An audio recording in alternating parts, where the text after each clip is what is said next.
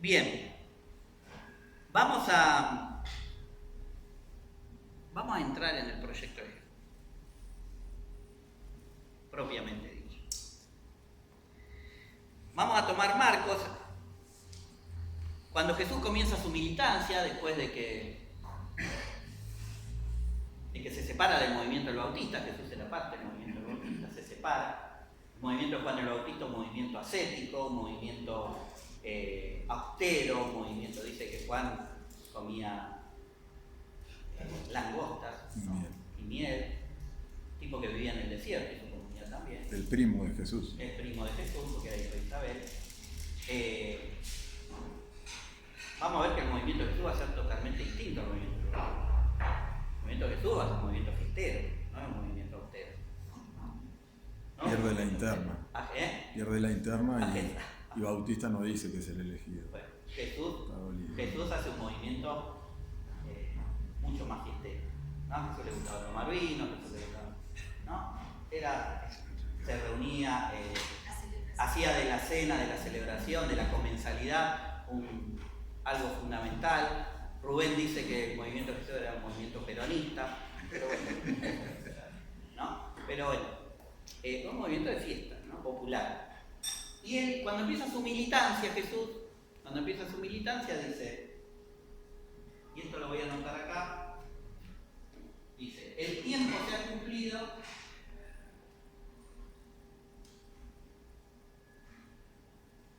En esta frase está condensado un proyecto. El tiempo se ha cumplido, el reino de Dios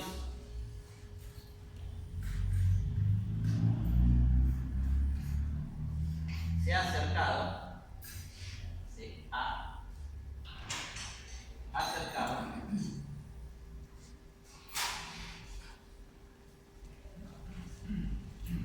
conviértanse.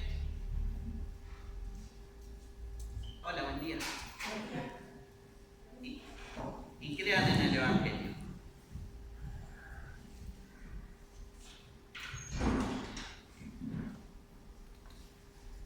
Así comienza la predicación de Jesús, con ese. Vamos a tratar de desglosar esta frase. Primero, el tiempo se ha cumplido. En griego hay dos palabras que hablan del tiempo. Una es cronos, de ahí viene cronómetro, es el tiempo que pasa, el tiempo del reloj, el tiempo que a veces pasa sin que nada pase, el tiempo que nos aburre por ahí muchas veces. Y la otra palabra es kairos, que es la palabra que se usa acá. Kairos, con K. Kairos.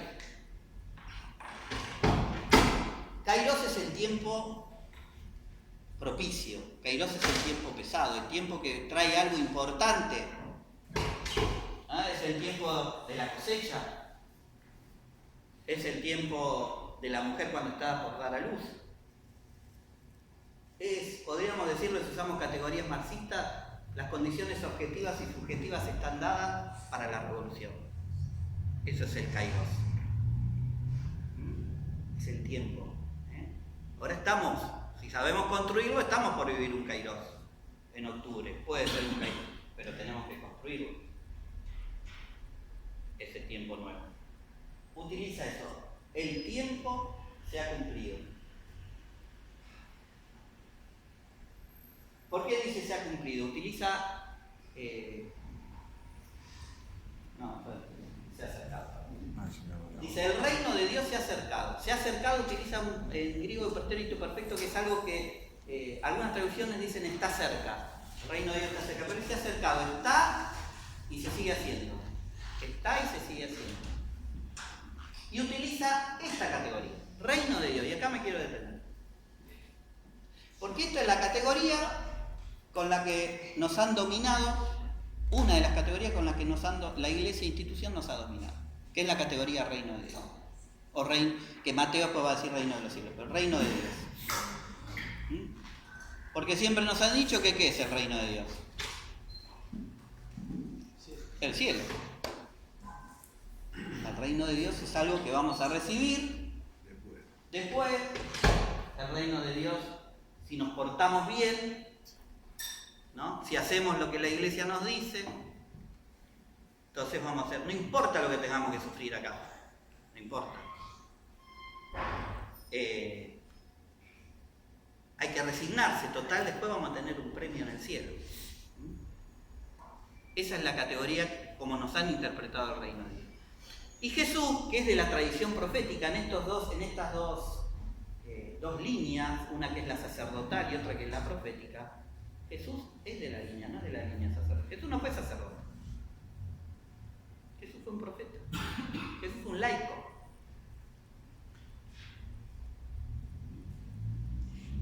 ¿A qué se refiere esto? Esta categoría es muy antigua. Esta categoría viene del 1200 a.C.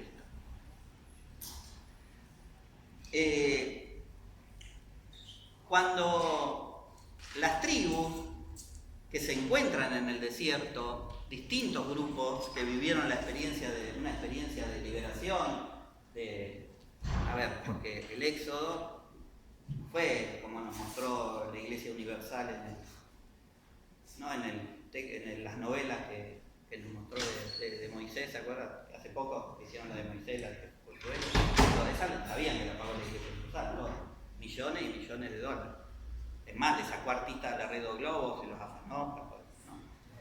Bien. Fue esa multitud con Moisés que golpeó el bastoncito y abrió el Mar Rojo, ¿no? Como vemos, que es un texto épico. A ver, es un texto épico el texto del Éxodo. A ver, o leemos el San Martín de Ricardo Roja y que arriba el caballo blanco con el coso, la capa que se le mueve y él peinado perfectamente. O eso no es épica, es épica. El San Martín de Mitre es épico, que quiso construir para poder llevar adelante su proyecto, que era el proyecto devastador para el país. Bueno, el texto del Éxodo es un texto épico. Fueron pequeños grupos que fueron algunos que tuvieron distintas experiencias de liberación. Uno de esos fue el grupo de Moisés. El primer grupo fue el grupo de las mujeres. Las primeras que se escapan del imperio, lo podemos llamar el imperio romano, son las parteras, son las grandes revolucionarias de Egipto, ¿no? Romano, perdón. Del imperio egipcio son las mujeres, las primeras que hacen experiencia de liberación. El grupo de Moisés, un grupo pequeño, distintos grupos que se encuentran en el desierto, lo que se llaman las tribus. ¿Los esenios estarían dentro de esa...? No. Los esenios son posteriores. Sí. A Cristo. Son contemporáneos a Jesús los esenios. Bien. Que algunos dicen que Jesús pertenecía a la comunidad esenia. Perdón, porque vos estás tratando de ir a explicar el reino de Dios, pero deciste las tribus, deciste que fuiste para atrás. 1200 antes de Cristo. Sí, dije que era 1200 antes de Cristo. En Siquem se van a juzgar, esto está en Josué en el capítulo 24, se reúnen todas esas tribus y forman una confederación, hacen un pacto, una alianza con el Dios de Moisés. Es decir, reino de Dios. Son un grupo de tribus que arman una confederación que tenía estas características: antimonárquica, antijerárquica y antitributaria. Una sociedad asamblearia que tenía sus pequeños líderes de cada tribu que se llamaban los jueces. Esto es el reino. A esto se le dio, ¿qué sé?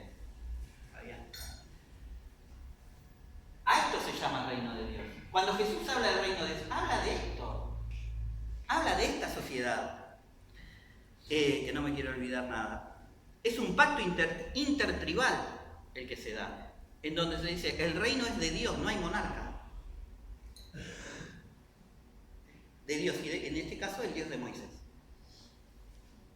En donde el valor central va a ser el don, va a ser el compartir. El valor central de esta confederación de tribus. Que después, ¿cuándo va a ser destruida? Va a ser destruida cuando el mismo pueblo pide un rey y viene la monarquía, ¿no? Hay un texto, que no sé si no lo noté, pero hay un texto hermoso, hermoso, terrible, cuando el pueblo le dice al profeta Samuel, le dice, decile a Dios que queremos un rey como los otros pueblos. Y Dios le manda a decir por Samuel, decirle que a tus hijos los van a poner adelante en las batallas para que los maten, que van a tener que pagar impuestos, que las mujeres, el rey te va a tomar a tus mujeres. Bueno, te marca todo lo que va a provocar la monarquía, ¿no? Porque ellos dicen, queremos un rey como los otros pueblos. Salir de esta idea de confederación de tribus, a la que llamaban reino de Dios. Y eso es lo que pasa con la monarquía. Le toman los hijos, le toman las mujeres, les cobran impuestos. Cuando Jesús habla del reino de Dios, esto de armar, quieren llamarlo socialismo del siglo XXI, lo llamamos socialismo del siglo XXI. Quieren llamarlo el reino de la libertad, lo llamamos el reino de la libertad. Quieren llamarlo el comunismo, llámenlo el comunismo. Queremos llamarlo el proyecto nacional, llamémoslo nacional y popular. El reino, la propuesta del reino de Dios es la construcción aquí y ahora de una sociedad igualitaria, fraterna, sororal, justa, donde todos y todas podamos vivir con dignidad y nos podamos realizar y reconocernos mutuamente. Eso es el reino de Dios. Cuando Jesús dice el reino de Dios se ha acercado, el tiempo se ha cumplido, están dadas las condiciones para empezar a construir esto. ¿Qué es lo que Él va a intentar construir en Galilea? No es algo para el futuro, no es algo para cuando nos muramos, no es algo para acá agarro y antes de morirme me confieso, entonces me voy al cielo, ¿no? Entonces viene un cura y te dice, sí, estás bien, y te vas al cielo. Bueno, para resignar algo, a cambio de algo que va a venir, claro. Va a venir. Bueno, cuando Marx habla de la religión como opio de los pueblos, habla de esa religión, de la religión de la resignación. Ojo. Marx era un tipo. La hija de Marx contaba que Marx le contaba las historias del revolucionario campesino de Galilea. Por eso nosotros decimos que Jesús es el mejor marxista y Marx el mejor cristiano.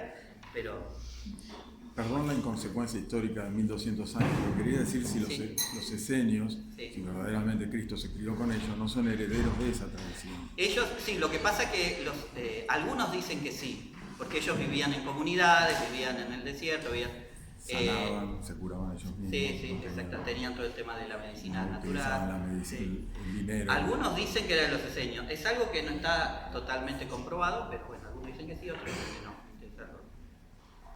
Bien, pero entonces el reino de Dios está cerca. ¿Sí? Esto es clave, porque esto ha construido una teología de la dominación o podemos construir una teología liberadora con esto. ¿Sí? ¿Se entendió esto? Para mí es fundamental. ¿Se entendió esto? Ya me puedo ir. Porque es importante entender. Sí. ¿Vos decís cuando Jesús dice reino de Dios? Sí. ¿Está pensando en esa sociedad intertribal del Éxodo?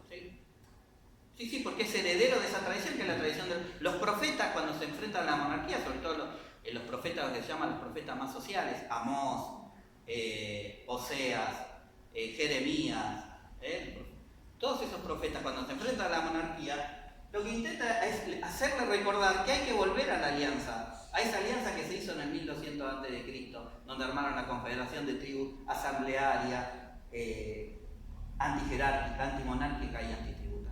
Jesús es heredero, porque Jesús fue un profeta.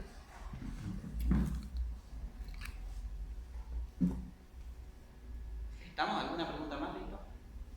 El reino de Dios se ha acercado. Conviértanse y crean en el Evangelio.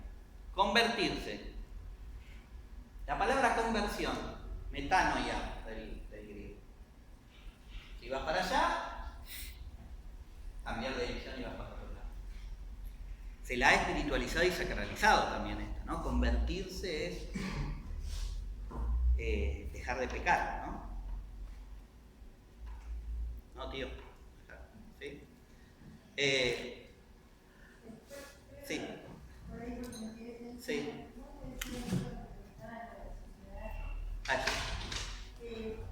Sí. Una cosa que por lo menos aprendí siempre marcar es que cuando vos decías reino de Dios, esa sociedad, esa internacional, era antitributaria, no había impuestos, no se pagaban y por lo tanto no se generaban deudas. Era una economía de compartir, no había deudas. Y siempre señala Rubén que la traducción del Padre Nuestro, que es la oración que Jesús, la oración como si habla consigna que Jesús deja, ¿no? Dice, perdónanos nuestras deudas, como nosotros perdonamos a nuestros deudores. O sea, como hay que romper esa cosa del endeudamiento y que la Iglesia católica lo cambia y lo espiritualiza y dice, las ofensas, no una ofensa, una cosa de la relación subjetiva que nosotros porque la ética protestante la deuda es concreta, es material. Es un texto económico, es un texto social, claro, el Padre. Digo, para que vean cómo hasta ahí está esa relación, ¿no? Cómo Jesús de verdad tiene puesto en la cabeza aquel proyecto, ¿no? Cuando deja su consigna dice, nos vamos a perdonar las deudas.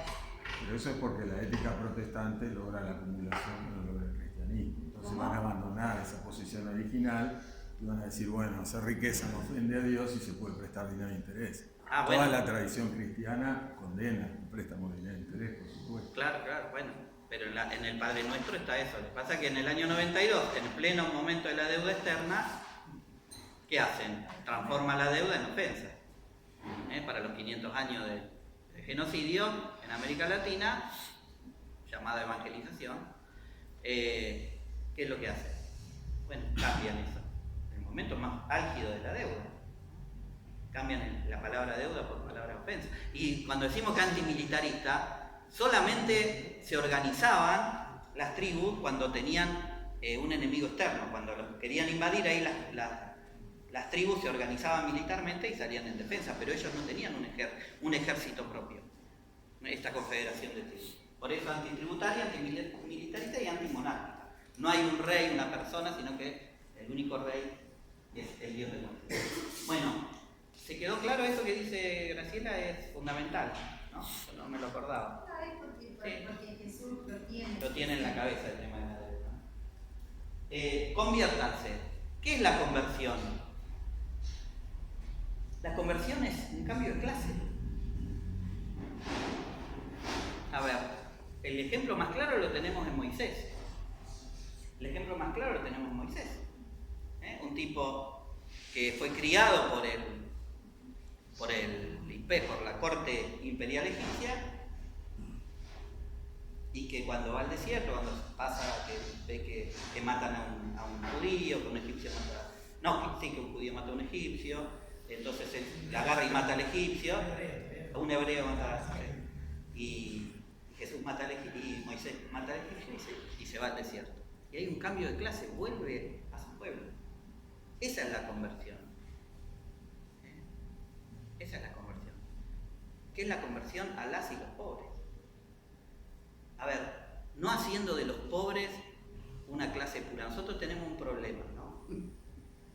Que la teología de la liberación lo ha tenido. Ensalzar al pobre como si el pobre fuera, ¿no? Y los pobres también tienen que hacer la opción por los pobres. ¿Sí? Esto es importantísimo. Lo hacemos y nos pasa mucho, Nos pasa con los pueblos originarios también, entonces lo veíamos Félix Díaz y está todo, ¿no? Perfecto. Entonces todo lo que decía él tenía razón. Y todo porque era hijo de un pueblo original. No hay cosas puras, ni hay que hacerlas puristas, ¿no? Y yo no me quiero meter en el movimiento feminista, no tengo nada para meterme en el movimiento feminista, pero a veces también tenemos que no hacer nada puro, entender que todo es contradictorio, que nosotros todo es dialéctico, todo el tiempo, ¿no? Y hay contradicciones, y en eso también en todos los movimientos hay contradicciones, ¿no? Entonces la conversión es una conversión, decía Evita, hay que ascender al pobre, lo decían el pobre, y Pichi Meissekeyer decía, no se trata de bajar a los pobres, se trata de subir con el pueblo, decía. Digo porque a veces cuando vamos al barrio, ¿vieron que está esa expresión? Sobre todo en la militancia política, vamos a bajar al barrio. Como si nosotros estuviéramos arriba de qué.